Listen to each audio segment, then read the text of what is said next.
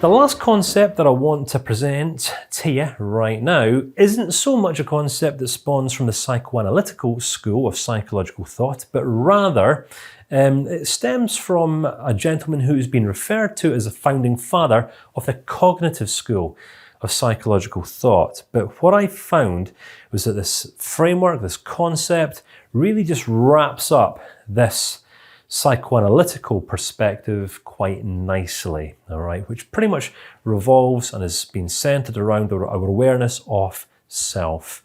The more aware we are of ourselves, the more aware we in turn become of other people.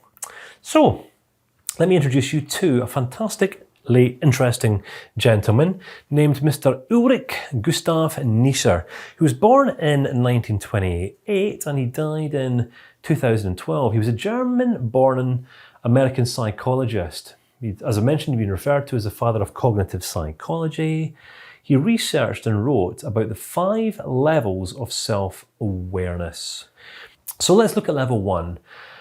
The first level of self-awareness, Neisser suggested, was the ecological self. All right, so even as babies, as infants, we are aware of internal and external stimuli.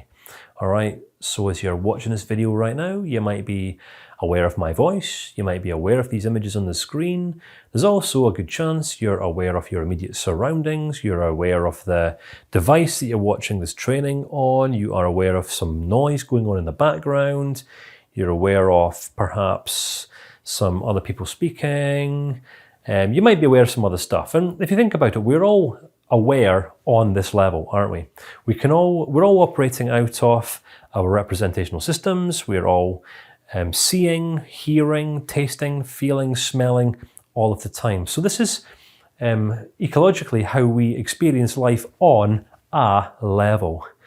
But by now I'm hoping we appreciate that there's more than this, right? There's deeper levels upon which we can experience life. Level number 2, the interpersonal self. And this is where we now become a bit more aware of our interactions with other people. All right, now how many people do you know who just live life in this completely self-centered way, where they're not actually interested in anything about you or your life? All they're interested in is having someone to talk at, not saying talk to, or communicate with, or interact with, just talk at. A big difference between monologue and dialogue, isn't there, in communications? Some people will just talk at us. They'll tell us all about what they think and what they smell and what they hear and what they feel and what they think and what they're experiencing, all right, without any consideration for us or our lives or our experience. So when we begin to mature just a little bit in life, we start becoming a bit more aware of our interactions with other people, and we're also then a little bit better able to gauge how other people are responding to us. Now, there's a presupposition of wisdom, all right, that would suggest that the meaning of our communications can be found through the responses that we get from other people. All right. Now, what this means, if we just play with these words just a little bit, is that we can have whatever intentions we want to have when communicating, verbally or non-verbally, doesn't really matter. All right. But what we mean is kind of irrelevant, all right, to another person. The only thing that's ever going to be relevant to another person is how they interpret that which we communicate or say. Verbally, non-verbally, whatever. All right, so if we want to become more effective, more efficient in our relationships and interactions with other people, we've got to become far more aware of how other people are responding to us.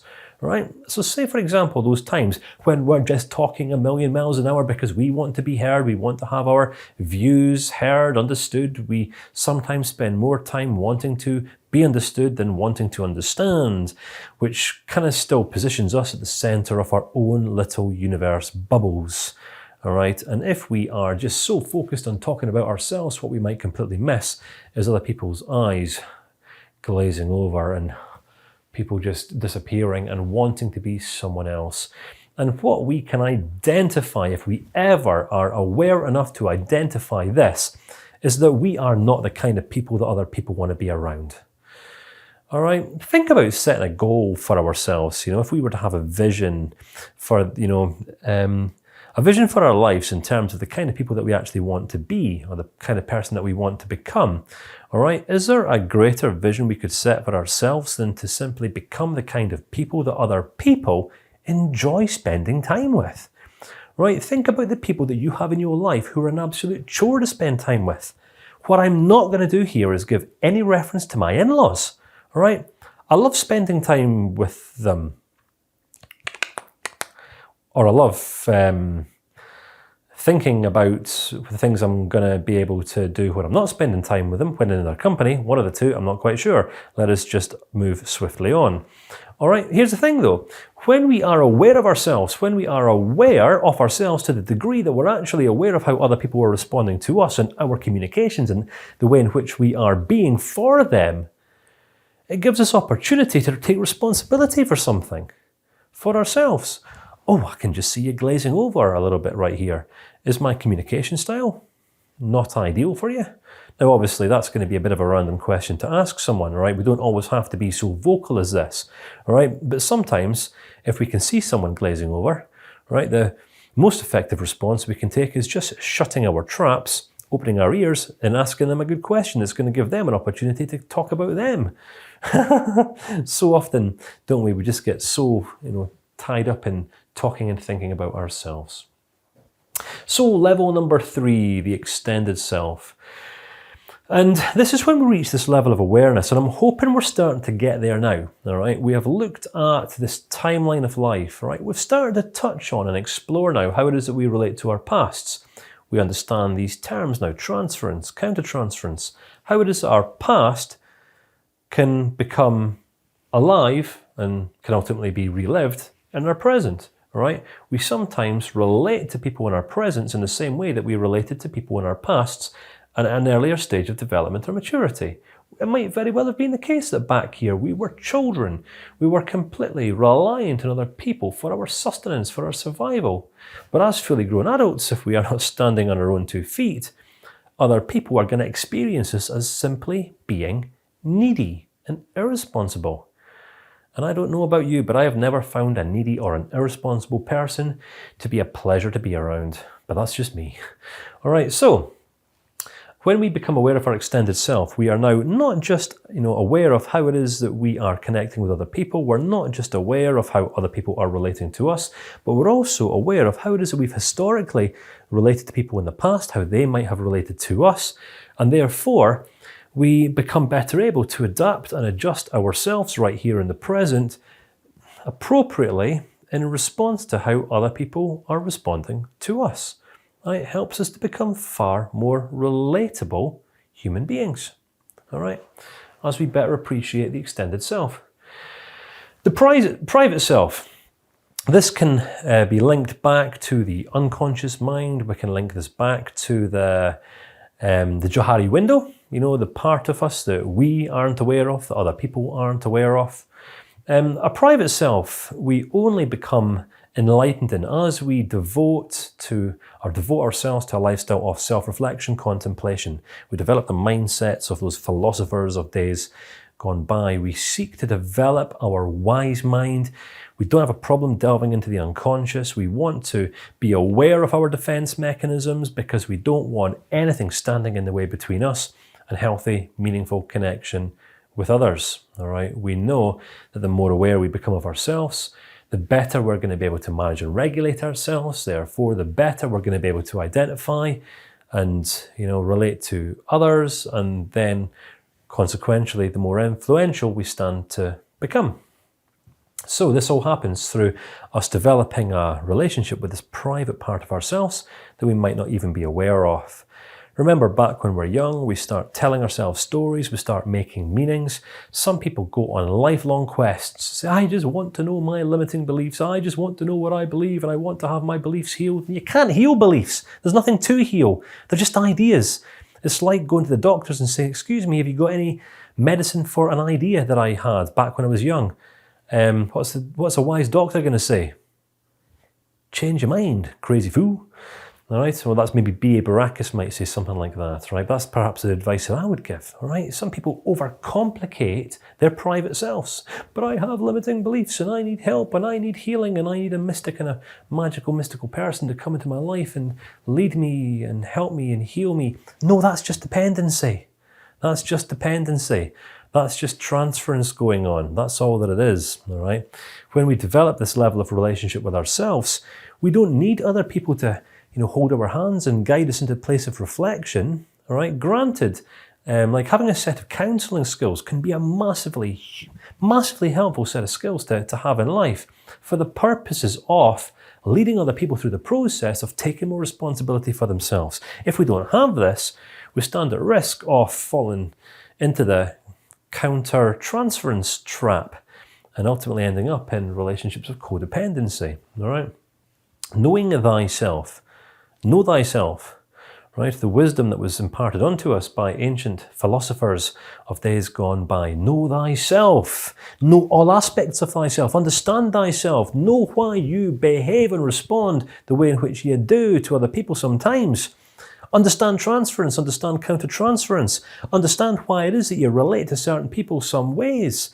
Otherwise, you are going to end up going round and round in circles, get blown around like a leaf in the wind by other people's responses to you for anything up to an entire life. Time. So, level number 5, the conceptual self.